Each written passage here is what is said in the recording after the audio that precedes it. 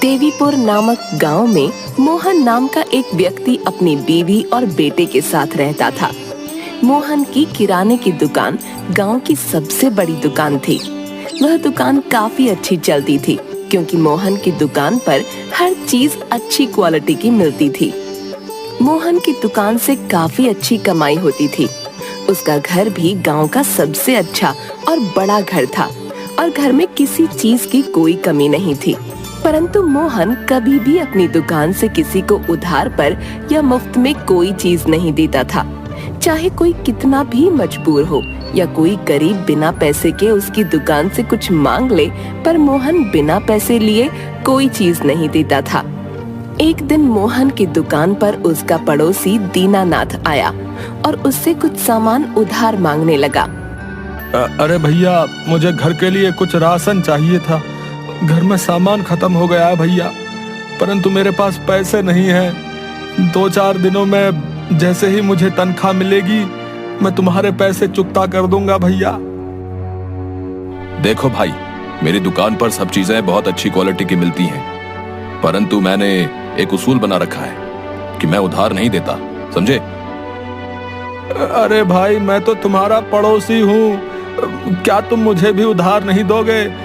तुम जानते हो कि मैं 2-4 दिन में तुम्हारे पैसे लौटा दूंगा भाई। दीनानाथ के बहुत कहने पर भी मोहन उसे उधार नहीं देता। देखो भाई, उधार के लिए मुझे माफ करो। जब तुम्हारे पास पैसे आ जाएं, तब आकर सामान ले जाना, ठीक है? गांव के लोग उसकी इस आदत से बहुत परेशान थे। ये जानकर भी लोगों को उधार नहीं देता। एक दिन गांव के एक बुजुर्ग मोहन को समझाते हैं। देखो बेटा मोहन, तुम्हें भगवान ने बहुत कुछ दिया है। तुम्हें थोड़ा दान पुण्य करना चाहिए बेटा। यदि तुम बड़े बड़े दान नहीं कर सकते तो कम से कम अपनी दुकान पर आने वाले ग्राहकों को उधार पर सामान देकर ही मदद कर दो। वे लोग तुम्हें दुआएं देंगे बेटा। मोहन सबकी बातें सुनता, परंतु वह अपने उसूल को नहीं तोड़ता। सारा गांव उसकी इस आदत को जानता था। वहीं दूसरी ओर गांव के दूसरे छोर पर एक धर्मशाला थी। धर्मशाला में दिन में कई भूखे लोग आते और उन्हें वहां भरपेट खाना मिलता। उस धर्मशाला में गरीबों के लिए मुफ्त खाना दिया जाता और बहुत से गरीब लोग रोजाना वहां से खाना खाते। उस धर्मशाला में 4 लोग खाना बनाने के लिए रखे गए थे और जनक उस धर्मशाला का संचालक था। चाहे कोई गांव का हो या गांव से बाहर का अजनबी, यदि कोई भी भूखा वहां आता तो उसे खाने को दिया जाता। लोग खाना खाकर बहुत सी दुआएं देकर जाते। गांव के सभी लोग उस धर्मशाला चलाने वाले को बहुत सी दुआएं देते थे। अरे भैया, भला हो इस धर्मशाला चलाने वाले का, जो न जाने कितने ही भूखे लोगों का पेट रोज भरता है। कितने भूखे लोग खाना खाने के बाद उसे दुआएं देते हैं। भाई भगवान उसका भला करे। जनक उस धर्मशाला की देखरेख करता था। मोहन का बेटा अनिल गांव के स्कूल में 10वीं कक्षा में पढ़ता था। मोहन ने घर में कोई कमी नहीं रखी हुई थी, परंतु उसकी बीवी राधा और उसका बेटा अनिल उससे इस बात से नाराज रहते थे कि वह इतना पैसा होते हुए भी किसी प्रकार का दान नहीं करता। एक दिन अनिल अपनी माँ से कहता है, माँ, भगवान ने पिताजी को कितना पैसा दिया है, उन्हें चाहिए कि थोड़ा बहुत दान किया करें। गांव में लोग उनके बारे में बहुत उल्टी सीधी बातें करते हैं। हाँ बेटा, मैं भी उन्हें कई बार समझा चुकी हूँ, परंतु मेरी बात वह बिल्कुल नहीं सुनते। अब देखो, गांव के छोर पर जो धर्मशाला है वहाँ कितना दान पुण्य जाता है और कितने भूखे लोग रोजाना वहाँ खाना खाते हैं। उतना दान ना सही, परंतु थोड़ा बहुत दान तो तुम्हारे पिताजी को भी करना चाहिए। इससे लोगों की दुआएं मिलती हैं और कितना नाम होता है। तभी मोहन वहाँ आ जाता है और उनकी बातें सुन लेता है। देखो, मुझे शिक्षा देने की कोई जरूरत नहीं है। मुझे जो करना है वो मुझे पता है। क्या तुम लोगों को मैंने कभी कोई कमी होने दी?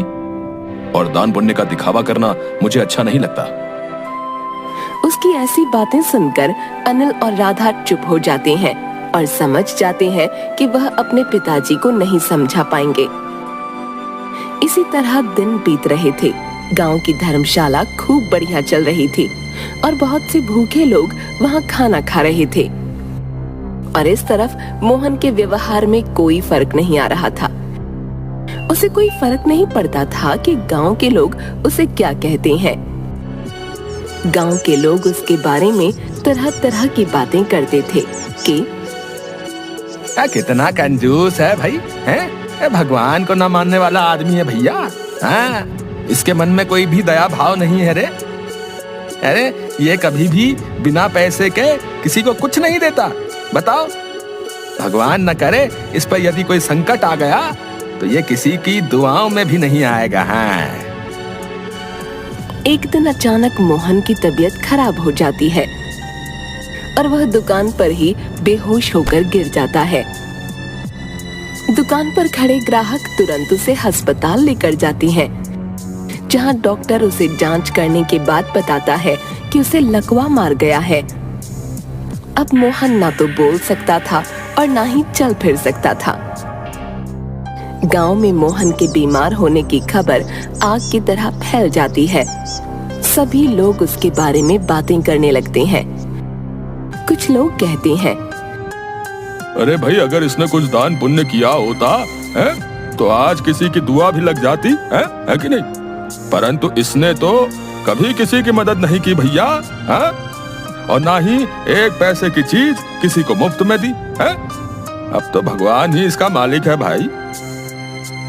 इस तरह गांव में लोग तरह तरह की बातें करते रहते। मोहन के इस तरह बीमार हो जाने के बाद दुकान पर काफी नुकसान होने लगा और गोदाम में पड़ा सामान भी खराब होने की कगार पर आ गया।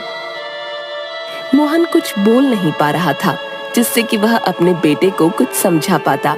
वह कुछ कहना चाहता था परंतु वह लाचार था। राधा अपने बेटे अनिल से कहती है, बेटा, तुम्हारे पिताजी तो अब बिस्तर पर पड़ गए हैं। उनका दुकान पर जाना नामुमकिन है। अब तुम्हें ही दुकान संभालनी होगी, वरना हमें बहुत घाटा हो जाएगा। हाँ माँ, मैं भी यही सोच रहा था। अब दुकान पर मुझे ही जाना पड़ेगा, वरना इस तरह तो सारा सामान खराब हो जाएगा। और फिर घर खर्च और पिताजी के इलाज के लिए भी तो पैसा चाहिए ना। मैं कल ही दुकान पर जाकर सब कुछ देखता हूँ। मोहन के बीमार होने के कुछ दिनों बाद गांव की धर्मशाला भी बंद हो जाती है। जनक वहां ताला लगाकर कहीं चला जाता है। सभी लोग बहुत हैरान होते हैं। इतने सालों से यह धर्मशाला एक दिन भी बंद नहीं हुई, परंतु अचानक ऐसा क्या हो गया जो इस धर्मशाला पर ताला लग गया? गांव वाले सोच सोच कर बहुत परेशान थे, परंतु वह पूछते भी तो किससे पूछते? अब धर्मशाला पर कोई भी व्यक्ति नहीं था। उधर अनिल अपने पिताजी की दुकान पर काम करने लगा और उसने दोबारा से दुकान संभाल ली। अनिल पढ़ा लिखा था, इसलिए सभी बही खाते और सब हिसाब आसानी से समझ गया था। उनकी दुकान पर एक पुराना वफादार नौकर था जो उसके पिताजी के पास काफी सालों से काम कर रहा था। अनिल पुराना बही खाता देख रहा था। तभी उसकी नजर एक पन्ने पर पड़ी जिस पर जनक का नाम लिखा हुआ था और नीचे हिसाब में कुछ रुपयों का जोड़ तोड़ था। वह बहुत हैरानी से देखने लगा। आखिर धर्मशाला वाले जनक का पिताजी से क्या लेना देना? काफी सोचने के बाद भी उसे कुछ समझ नहीं आया। आखिरकार उसने उस पुराने वफादार नौकर को बुलाया और उससे पूछा, अब क्या आप जानते हैं कि पिताजी धर्मशाला बनाने वाले जनक को हर महीने इतने पैसे क्यों भेजते थे? नौकर चुपचाप सर झुकाए खड़ा रहा और कुछ नहीं बोला। अनिल के दोबारा जोर देने पर उसने बताया, बेटा, मैं तुम्हारे पिताजी के साथ बहुत सालों से काम कर रहा हूँ। वो एक बहुत ही अच्छे इंसान है। वो काम करने वाले सभी नौकरों को अच्छी खासी तनख्वाह देते थे और जरूरत पड़ने पर मदद भी करते थे। परंतु वो नहीं चाहते थे कि उनकी मदद लोगों के सामने जाहिर हो। तुम्हें जानकर हैरानी होगी कि धर्मशाला में जितने भी लोग खाना खाते थे वो सब भी तुम्हारे पिताजी ही करते थे। गांव वाले न जाने उनके बारे में कितनी बुरी बुरी बातें करते रहे, परंतु उन्होंने कभी भी अपनी इस अच्छाई को लोगों के सामने जाहिर नहीं किया।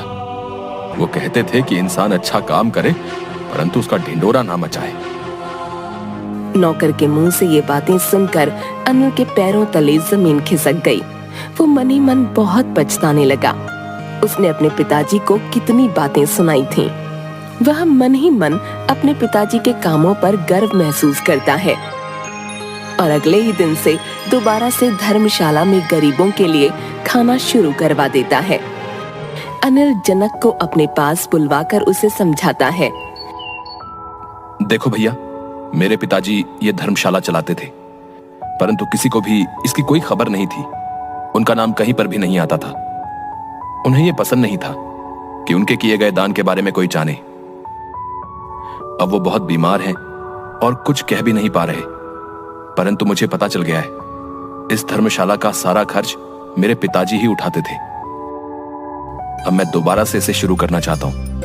पहले की तरह से ही काम शुरू करवा दीजिए और भूखे और जरूरतमंद लोगों के लिए खाना बनवाना शुरू कीजिए। मैं हर महीने पहले की ही तरह पैसे भेज दिया करूंगा, परंतु ध्यान रहे जैसा काम पिताजी करवाते थे वैसा ही होना चाहिए और किसी को इस बात का पता नहीं चलना चाहिए कि काम कौन करवा रहा है। जी, जैसा आप कहें। पहले भी सेठ जी ने मना किया था, इसलिए आज तक ये बात किसी को भी नहीं पता चली। आगे भी मैं किसी से नहीं कहूंगा। सेठ जी जैसे लोग दुनिया में बहुत कम होते हैं। भगवान उन्हें स्वस्थ करे। इस तरह कुछ ही दिन बीतते हैं और मोहन की तबीयत ठीक होने लगती है। मोहन के घर वाले बहुत खुश होते हैं। मोहन का डॉक्टर अनिल से कहता है, ये तो एक चमत्कार से कम नहीं है। ऐसे मरीज मैंने ठीक होते नहीं देखे, परंतु तुम्हारे पिताजी इतनी जल्दी ठीक हो गए, ये तो बहुत ही खुशी की बात है। अनिल मन ही मन समझ गया था आखिर नेकी का फल कभी ना कभी तो मिलता ही है। मेरे पिताजी ने न जाने कितने गरीबों और भूखे लोगों को खाना खिलाया, जिनकी दुआएं उन्हें लगी, और आज वो बिल्कुल स्वस्थ हो गए। इसके बाद से मोहन और उसके बेटे अनिल के अलावा यह बात कोई नहीं जानता था कि धर्मशाला में खाना कौन भेजता है। धर्मशाला पहले की ही तरह रोजाना भूखे लोगों का पेट भरना शुरू कर देती है। मोहन पहले ही की तरह धर्मशाला चलाता रहता है, परंतु गांव में अभी भी किसी को नहीं पता था कि वहां का खर्चा आखिर कौन उठाता है। इंसान को किसी न किसी रूप में दान पुण्य तो करना ही चाहिए।